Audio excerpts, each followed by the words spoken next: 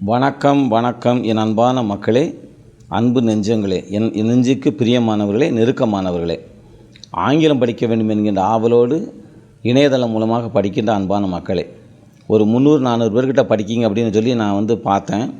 ஆனால் சப்ஸ்கிரிப்ஷன் தான் ஏறவே இல்லை. தயவுசெய்து சப்ஸ்கிரைப் பண்ணுங்கள். அப்படின்னா தான் எனக்கு ஒரு ஆர்வம். அதாவது நம்ம இத்தனை பேருக்கு நம்ம பயனுள்ள ஒரு காரியத்தை செய்கிறோம்னு சொல்லி எனக்கு ஒரு சந்தோஷம் இருக்கும். அதில் ஒரு சப்ஸ்கிரைப் பண்ணுங்கள், ஒரு லைக் பட்டனை போடுங்க, என்னை கொஞ்சம் என்கரேஜ் பண்ணுங்கள். நீங்கள் என்கரேஜ் பண்ண வேண்டாமா என்னையா? இப்போ பாருங்கள், இன்றைக்கி நம்ம பார்க்க போகிறது 38வது பாடம். 38வது பாடம் என்னது? Adjective adverb. அட்ஜெக்டிவ்னா என்ன அர்த்தம்? அட்ஜெக்டிவ்னா ஹாப்பி, அட்வர்ப்னா ஹாப்பிலி. அப்போ ஹாப்பிக்கும் ஹாப்பிலிக்கும் என்ன அர்த்தம்? ஹாப்பினா ஹாப்பியான, மகிழ்ச்சியான அப்படின்னு வரும். நல்லா கவனிங்க, எழுதிக்கோங்க, எழுதிக்கிட்டே வாங்க, அப்புறம் தான் புரியும். ஹாப்பிலினா மகிழ்ச்சியாக. இது நீங்கள் நிறைய இடத்துல பார்ப்பீங்க. குயிக்னு ஒரு இடத்துல ஒரு வார்த்தை இருக்கும், குயிக்லின்னு ஒரு இடத்துல ஒரு வார்த்தை இருக்கும், குயட்னு சொல்லி ஒரு வார்த்தை இருக்கும், குயட்லின்னு ஒரு வார்த்தை இருக்கும். Soft softly, loud loudly, neat neatly, easy easily, short shortly, careful carefully. இப்படி எல்ஒய் வந்தால் என்ன அர்த்தம், எல்ஒய் வராட்டி என்ன அர்த்தம் அப்படிங்கிற மாதிரி உங்களுக்கு ஒரு பிரச்சனை இருக்கும். இப்போது இந்த பி குடும்பம் அப்படிங்கிற வார்த்தையோட பி குடும்பம், அதாவது இருத்தல், பி தான் தகப்பன். பியில் நிறைய இருக்குது. Am, are, is, was, were, will be, shall be, maybe, can be, ought to be, need to be, have to பின்னு சொல்லி உங்களுக்கு நிறைய நடத்தியிருக்கிறேன். இப்போ பாருங்களேன், ஹாப்பிங்கிற வார்த்தை 2 விதமாக பயன்படுத்தலாம். எப்படின்னா, ஏ ஹாப்பி மேன், ஒரு மகிழ்ச்சியான மனிதன். ஹாப்பிலி அப்படின்னா ஹீ லிவ்ஸ் ஹாப்பிலி, அவன் மகிழ்ச்சியாக வாழுகிறான். அப்போ ஏ ஹாப்பி மேன்னா ஒரு மகிழ்ச்சியான வரும். ஹீ லிவ்ஸ் ஹாப்பிலி, அவன் மகிழ்ச்சியாக வாழுகிறான். நல்லா ஞாபகம். அப்புறம் குவயட் அப்படின்னா அமைதியான, எ குவயட் ஆன்சர், ஒரு அமைதியான பதில் அப்படின்னு அர்த்தம். குவயட்லின்னு அர்த்தம், ஷீ லிவ்ஸ் குவயட்லி, அவள் ரொம்ப அமைதியாக வாழ்கிறா, ஆர்ப்பாட்டம் இல்லாத அமைதியான வாழ்க்கை. குயிக்னு அர்த்தம், எ குயிக் ஜேர்னி, ஒரு வேகமான பயணம், வேகமான, ஸ்பீடான வருது. அப்புறம் குயிக்லின்னு அர்த்தம், ஹீ ட்ராவல்டு குயிக்லி, அதாவது வண்டியில் வேகமாக போனாங்கிற சொல்லுவோம் இல்லையா. He travelled, he drove the car quickly, அவன் காரை வேகமாக ஓட்டினான். அப்புறம் சாஃப்ட் அப்படின்னு அர்த்தம், எ சாஃப்ட் மேன், ஒரு மென்மையான மனிதன். சாஃப்ட்லின்னு அர்த்தம், ஹீ ஸ்பீக்ஸ் சாஃப்ட்லி, அவன் மென்மையாக பேசுகிறான் அப்படின்னு அர்த்தம். லவுடுனா சப்தமான, அப்போ எ லவுடு ஆன்சர், ஒரு சத்தமான பதில், கத்தி பதில் சொன்னான்னு அர்த்தம். லவ்லின்னு அர்த்தம், அது இருத்தலோடு வரணும். இந்த டூ குடும்பம் இருக்கு இல்லையா, டூனா செய்தல், 12 சூத்திரம், சிம்பிள் ப்ரெசன்ஸில் போட்டு பாருங்கள். லவுட்லி, ஹீ ஸ்பீக்ஸ் லவுட்லி, அவன் சத்தமாக பேசுகிறான். ஹீ இஸ் ஸ்பீக்கிங் லவுட்லி, அவன் சத்தமாக பேசி கொண்டிருக்கிறான். ஹீ ஹேஸ் ஸ்போக்கன், அவன் சத்தமாக பேசியிருக்கிறான். He has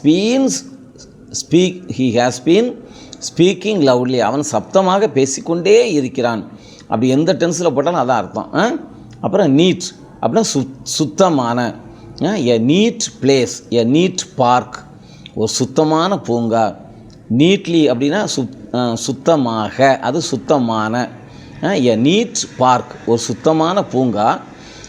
they maintain the park neatly, அவர்கள் இந்த பூங்காவை சுத்தமாக வைத்திருக்கிறார்கள். ஈஸி அப்படின்னா எளிதான, ஈஸிலினா எளிதாக. அப்போ திஸ் கொஸ்டின் இஸ் ஈஸி, இந்த கேள்வி எளிதான ஒரு கேள்வி.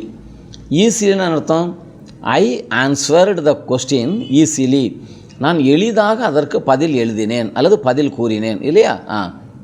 ஷார்ட் குட்டையான, ஷார்ட்லி குட்டையாக. எ ஷார்ட் மேன், அவன் ஒரு குட்டையான மனிதன். He is a short man. ஷார்ட்லின்னு அர்த்தம், திஸ் ட்ரீ க்ரோஸ் ஷார்ட்லி, இந்த மரம் குட்டையாக வளர்கிறது. அது குட்டையாக தான் வளரும், அதுக்கு மேலே வளராதுன்னு அர்த்தம். கேர்ஃபுல் கவனமான, கேர்ஃபுல்லி கவனமாக. கேர்ஃபுல்னு என்ன சொல்ல, எ கேர்ஃபுல் மேன், ஒரு கவனமான மனிதன். அவன் ரொம்ப கவனமாக இருப்பான், எல்லாத்துலேயும் கவனமாக இருப்பான் அப்படின்னு அர்த்தம். கேர்ஃபுல்லின்னு அர்த்தம், deal the matter carefully, deal the matter carefully அப்படின்னு அர்த்தம். இந்த மேட்டரை ரொம்ப கவனமாக கையாள வேண்டும், கையாள் அப்படின்னு அர்த்தம். கன்னிங்னு அர்த்தம் திருட்டுத்தனமான, ரொம்ப கள்ளத்தனமான அப்படின்னு அர்த்தம். கன்னிங்லினா திருட்டுத்தனமாக. He is a Canning fellow, அவன் ஒரு திருட்டுத்தனமான ஆள். ஹீ டுக் மை பென் கன்னிங்லி, எனக்கு தெரியாமல் என் பேனாவை திருட்டுத்தனமாக எடுத்துக்கொண்டான். அதான் ஹீ டுக் த பென். டுக்குன்னு அர்த்தம் டேக்கன். அப்போ வி டூனா சாதாரண ஒரு சொல் கடந்த காலம். அவன் எடுத்தான். எப்படி எடுத்தான்? என்னத்தை எடுத்தான்? He took my pen கன்னிங்லி.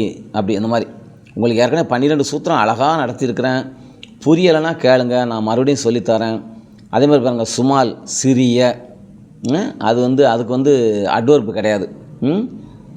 சிறியன்னா சிறிய தான், பிக்குனா பெரிய தான், நியூனா புதிதான தான், லாங்குனா நீளமான, அவ்வளோதான். அதே மாதிரி ஹார்ட்லின்னு ஒரு வார்த்தை இருக்குது. ஹார்டுனா கடினமான. ஹீஸ் எ ஹார்டு மேன், அவன் ஒரு கடினமான ஆள், ஈஸியாக அவன்கிட்ட தான் எனக்கு நகர்த்த முடியாது. ஹார்ட்லின்னு அர்த்தம் ஒன்றுமே கிடையாதுன்னு அர்த்தம். இங்கிலீஷில் அப்படி தான் இருக்குது. இப்போ உதாரணத்துக்கு, it is a hard question, அது ஒரு கடினமான கேள்வி. ஹீ ஒர்க்டு ஹார்ட்லி அப்படின்னு வச்சுக்கூடோமே, அவன் கடினமாக வேலை செய்தான் அப்படின்னு அர்த்தம் கிடையாது. அவன் ஒரு வேலையும் பார்க்கலன்னு அர்த்தம். இதுதான் இங்கிலீஷில் உள்ள சில டெக்னிக்கான வார்த்தைகள். அப்போது உங்களுக்கு பரீட்சையில் கேட்பாங்க, he did not study well அப்படின்னு சொல்லி ஒரு வாக்கியம் இருக்கும். ப்ராக்கெட்டில் அந்த இடத்துல 2-3 வார்த்தை கொடுத்துருப்பான். இதுக்கு பொருத்தமான வார்த்தை ஒன்று போடுன்னு சொல்லுவான். அப்போது ஹார்ட்லின்னு ஒரு வார்த்தை இருக்கும். அப்போ நீங்கள் என்ன செய்யணும்? ஹீ ஸ்டடீடு ஹார்ட்லி அல்லது ஹீ ஹார்ட்லி ஸ்டடீடுன்னு அர்த்தம். அவன் சுத்தமாக படிக்கலன்னு அர்த்தம். நீங்கள் ஹார்டுனா கடினமான அப்படிங்கிறதுனால ஹார்ட்லி கடினமாகன்னு சொல்லிடக்கூடாது. ஹீ ஹார்ட்லி ஸ்பீக்ஸ் ட்ரூத் அப்படின்னு அர்த்தம். அவன் ஹீ ஸ்பீக்ஸ் ட்ரூத்னா அவன் உண்மையை பேசுகிறான். ஹீ ஹார்ட்லி ஸ்பீக்ஸ் ட்ரூத்னா அவன் உண்மையே பேசுகிற கிடையாது அர்த்தம். நல்லா கவனிச்சியல. அப்போ 38ஆம் படம் எவ்வளோ ஈஸின்னு பாருங்கள். Adjective, adverb. அப்போது உங்களுக்கு ஒரு வாக்கியம் வரும்போது அது அட்ஜெக்டிவாக அட்வர்பான்னு முதல்ல உங்களுக்கு தெரியணும். சரியா? இப்போ நீங்கள் ஒரு புஸ்தகம் படிச்சுட்டு இருக்கீங்க. அதில் ஒரு வரி வருது. என்ன வரி வருது? காம்ப்ளிகேட்டட் இல்லையா? அப்போது தேட் மேன், அந்த மனிதன், கேவ் எ காம்ப்ளிகேட்டட் ஆன்சர். அதாவது காம்ப்ளிகேட்டட்னா குழப்பமான, இடியாப்ப சிக்கன் சொல்லுவோம் இல்லையா? ஹீ கேவ், அவன் கொடுத்தான். என்ன கொடுத்தான்? எ காம்ப்ளிகேட்டட் ஆன்சர்.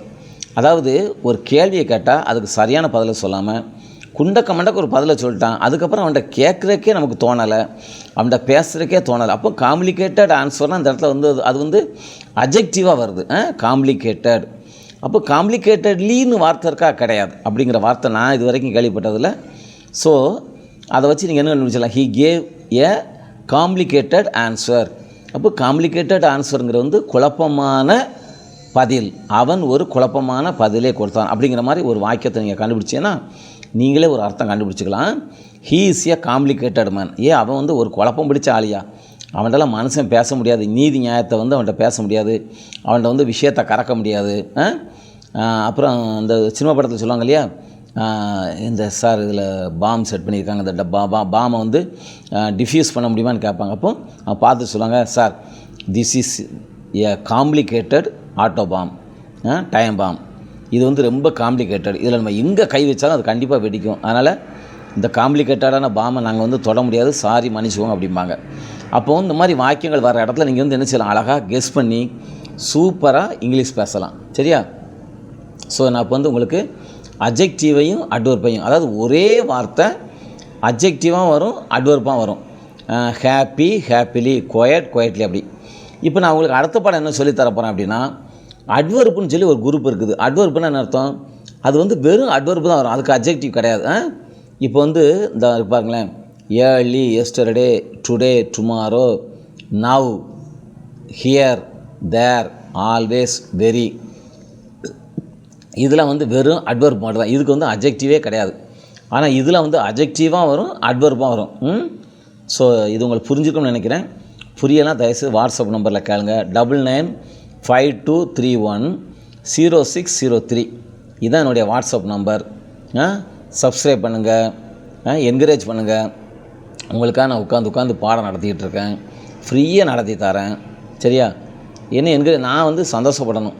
பரவாயில்ல நம்மகிட்ட இத்தனை பேர் படிக்கிறாங்க அப்படின்ட்டு. எனக்கெல்லாம் ஒரு பாடம் 250 பேர் படிச்சுக்கிட்டு இருக்காங்க அப்படின்னு சொல்லி நான் பார்த்தேன். இன்னைக்கு காலையில் தான் பார்த்தேன். 250 பேர் படிக்கிறாங்கன்னா நமக்கு 250 சப்ஸ்கிரைப் வந்திருக்கணும் இல்லையா? சப்ஸ்கிரைப் வந்து ஒரு 103 தான் நிற்கிது. அப்போ நீங்கள் என்ன செய்யணும்? படிக்காதவங்க, இங்கிலீஷ் தெரியாதவங்க, இங்கிலீஷ் கஷ்டமாக இருக்குன்னு சொல்கிறவங்களுக்கெல்லாம் நீங்கள் வந்து சொல்லி இந்த மாதிரி ஃபாதர் வந்து ஈஸியாக சூப்பராக நடத்திக்கிட்டு இருக்காங்க, படிடா ராஜா நல்லா இருப்ப படி அப்படின்னு சொல்லுங்கள். நீங்கள் கூட எனக்கு கல்யாணம் ஆகிடுது, நான் காலேஜ் முடிச்சிட்டேன், வேலை பார்த்துட்ருக்கேன், நான் எதுக்கு இங்கிலீஷ் படிக்கணும் அப்படின்னு நினைக்காதீங்க. உங்கள் பிள்ளைகளுக்கோ உங்கள் பேர பிள்ளைகளுக்கோ இங்கிலீஷ் சொல்லிக் கொடுக்கக்கூடிய ஒரு அருமையான பாடத்திட்டம் தான் இந்த பாடத்திட்டம். இதே பாடத்திட்டத்தை நம்ம தமிழ்நாட்டில் ஸ்கூல்லலாம் சொல்லிக் கொடுத்தா யோசிப்பாங்களேன்.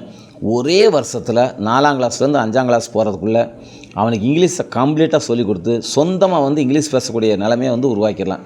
ஆனால் நம்ம சின்ன பிள்ளையிலேருந்தே ஏபிசிடி படித்து அப்புறம் present tense, present perfect tense, present continuous இப்படி இந்த டென்ஸ் பேரை சொல்லி குழப்பமாகி டென்ஷன் ஆகி மண்டை கிறுக்கு பிடிச்சி கடைசியில் அவன் 12th படிப்பான், ஒரு இங்கிலீஷ் வார்த்தை பேச தெரியாது. இங்கிலீஷ் மீடியத்தில் டபுள் படிப்பான், அவனுக்கு இங்கிலீஷில் ஒரு லெட்டர் கூட எழுத தெரியாது. ஆனால் நான் உங்களுக்கு சொல்லித்தரது இங்கிலீஷ். நீங்கள் எந்த இங்கிலீஷ் யாராவது பேசுனாங்க, எந்த கொஸ்டின் பேப்பரை பார்த்தாலும், எந்த இங்கிலீஷ் புக்கை பார்த்தாலும் உங்களால் அருமையாக எளிதாக உடனடியாக புரிந்து கொள்ளக்கூடிய சக்தி உங்களுக்கு தரும். இது உண்மை, சத்தியம். இதுக்கு நான் வேணால் சவால் விடுதேன். இந்த சவாலை நான் தோத்துட்டோம்னா நீங்கள் என்ன சொன்னால் நான் கேட்குறேன். அவ்வளோ ஈஸியாக நான் இங்கிலீஷ் நடத்தியிருக்கேன். 1வது பாடத்துலேருந்து தயவுசெய்து படிங்க. VS C6W இதான் என்னுடைய வந்து யூடியூப் அட்ரஸ். ரொம்ப ஷார்ட்டாக இருக்குது, நல்லது, ஈஸியாக ஞாபகத்தில் வச்சுக்கலாம். அப்படியே 1வது பாடத்துலேருந்து படிச்சுக்கிட்டே வாங்க, உங்களுக்கு ரொம்ப ஈஸியாக இருக்கும். ஆண்டவர் உங்களை எல்லாம் ஆசீர்வதிப்பாராக. மீண்டும் உங்களை 39வது பாடத்தில் இந்த அட்வர்பெல்லாம் எப்படி நம்ம வந்து சின்ன சின்ன வாக்கியமாக பயன்படுத்தணும்னு சொல்லி நான் வந்து உங்களுக்கு வந்து நான் பாடம் நடத்துவேன். அப்போ சந்திப்போம். பாய்.